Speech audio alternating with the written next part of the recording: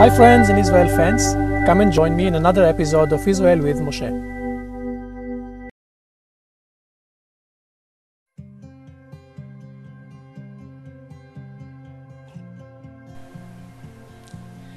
Before we're going to launch the series of Israel with Moshe, and before we're going to put the videos about the different sides of Israel, we're going to do a series of short videos that will be the background, general information about where we are, about the borders, about the roads, about the climates, about what we grow here. Something that will give us a background in order to understand better the topography and history. When you come visit the land, you have to know, or while you visit, you have to learn two things. You have to understand the topography, because without understanding topography, you will not understand everything we're going to talk about, archaeology, history, and so on. And you have to understand the culture of Jews who lived here 2,000 years ago. So this background is going to cover that and will give us a really nice understanding before we start. But before we start talking about all of that, let me start with a question. Where are we? When you ask people, where are you? Sometimes they say we're in Israel. Sometimes they say we're in the Promised Land. Sometimes they say we're in the Holy Land. Sometimes they call this place Canaan. In biblical days, it was called Judah, it was called Israel, it was even called Palestine during the Roman period. So actually, the name you use takes you to a certain historical period of time, and that automatically gives you more or less of a time frame, and you know what you're talking about. Not always we were this size. And obviously, Israel of today is a series of compromises, a series of ceasefire agreements, a series of wars, a series of military victories. When God promised the land to Abraham, what we call the Promised Land, it was much bigger than this. It started way up north, where Iraq and Syria of today is. It went all the way down to Egypt. It went from the Mediterranean Sea to the Jordan River and crossed the Jordan River.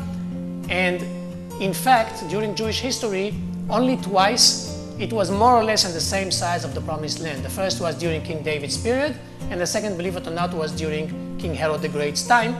The kingdom was as big as the Promised Land. Ever since then, the land shrinks, and it actually, as I said, based on a series of ceasefire agreements. This is the current situation of Israel of today is.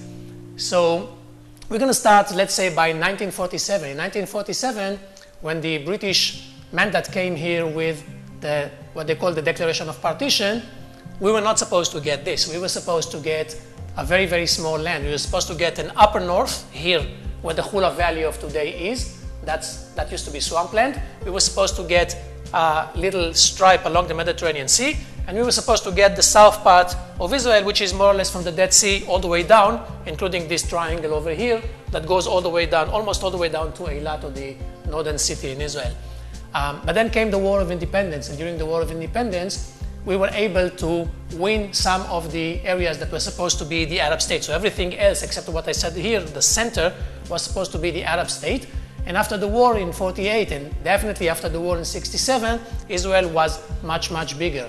After 6 days war, 67, after 73, Israel included the Sinai Desert, and Israel included the Golan Heights and other parts. Since then, we had peace agreements, and we narrowed back to the size of where we are. But in terms of the Middle East, we are a tiny little country. If you zoom out and look from space in the Middle East, you will see that we are a small box of matches in a big football square. We are surrounded by Arab countries around us. In the far, far circle, we have the Gulf countries, Iraq and Iran and Syria and the others. And then in the immediate borders, we share borders with Jordan in the east. Jordan River is actually the international border between Israel and Jordan. Egypt and Jordan at the south by the town of Eilat. And up here in the north, we share a border with two very friendly countries, northwest Lebanon, northeast Syria. Our western border is the Mediterranean Sea. So we are surrounded by Arab countries on the immediate circle. We're surrounded by Arab countries on the far circle.